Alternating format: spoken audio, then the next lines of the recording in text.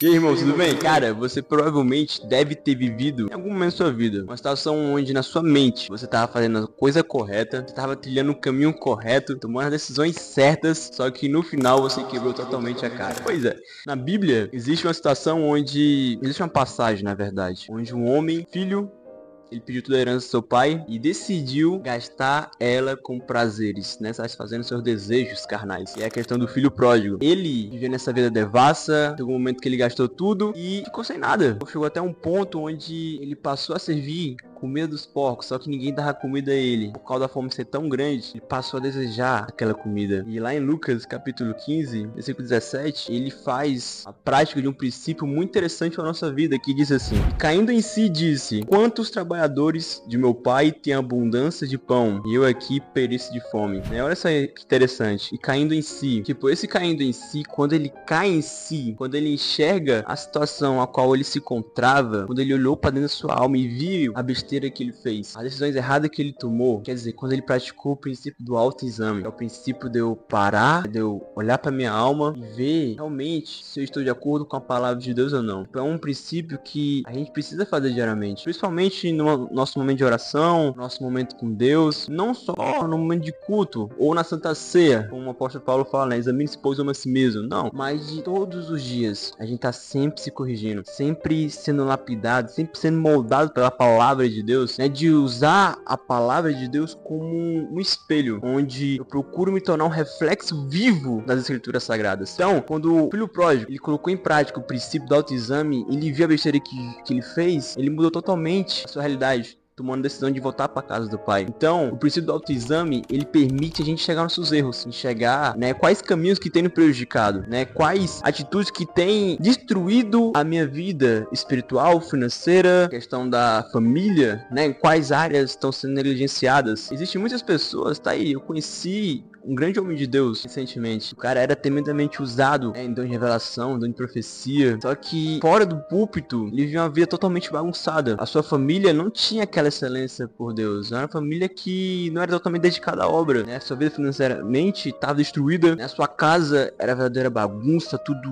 sujo, tudo fora do lugar. A gente vê o nível de desorganização, o nível de negligência que havia na vida daquela pessoa. Então, aí vê situações onde, na cabeça dele, ele pode estar vivendo bem, tipo, é o normal pra ele, se conformou. Só que quem tá lá de fora consegue enxergar a ruína, né, o problema que a pessoa se encontra. Então é por isso que é importante, além da gente praticar o autoexame, da gente tá sempre procurando viver a palavra de Deus, né, usar a palavra de Deus como um espelho e realmente se examinar, de cortar o erro, cortar o pecado. A gente precisa de pessoas que estejam nos orientando, a gente precisa de pessoas que estejam nos liderando, porque ela tem uma maturidade maior, ela tem uma visão muito maior do que tá acontecendo, né? Eu passei essa mensagem para um grupo de amigos meu, um GC na verdade, e teve um que ele falou algo bem interessante sobre isso, que é sobre a questão de um jogo de futebol, onde vários jogadores, sendo eles os melhores, vamos lá, pensar a melhor seleção do mundo, vamos pensar o Brasil não é a melhor seleção do mundo atualmente, mas existem muitos jogadores bons, e cada jogador, tipo, ele pode ser totalmente dependente, digamos assim, em questão de habilidade, só que todos eles precisam de um técnico orientando, né, mostrando a tática, mostrando o que eles precisam fazer, né, e orientando eles a fazer o que é certo para vencerem. E essa é a nossa vida, cara. Tendo na vida financeira, a gente precisa de alguém orientando a nossa vida, pra gente não fazer besteira. Na vida espiritual, a gente precisa de um pastor, a gente precisa de um líder orientando, né, como vencer o pecado, como superar o medo, sei lá. A gente precisa de pessoas nos orientando. A gente precisa de pessoas nos aconselhando. A Bíblia mesmo diz que um plano fracassa por falta de conselhos. Um plano fracassa por falta de orientação. Às vezes você tem um plano excelente, né, tem objetivos grandiosos que glorificam a Deus, só que por falta de aconselhamento, por falta de realmente buscar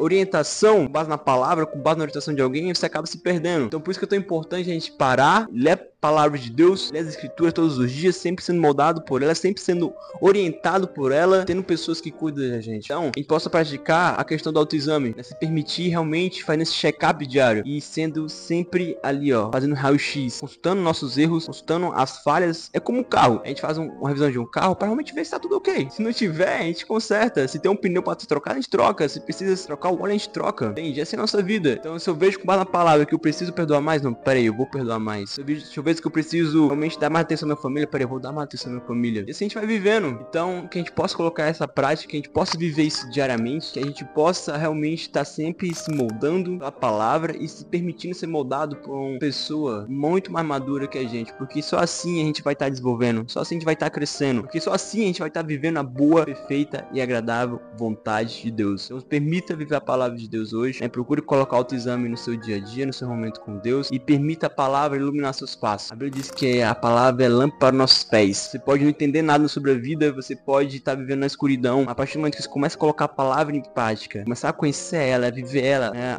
Você vai tendo orientação, ela vai te revelando o que fazer, ela vai te guiando a fazer o que é certo. Seja lá qual for a situação que você esteja passando, lembre-se que você tem Jesus, lembre-se que você pode socorrer a Ele através de igreja, através da palavra de Deus. Você pode estar sempre buscando a Deus porque Ele tem o melhor para sua vida. E bora viver a palavra, bora viver o melhor de Deus. Que Deus te abençoe e até a próxima. Valeu!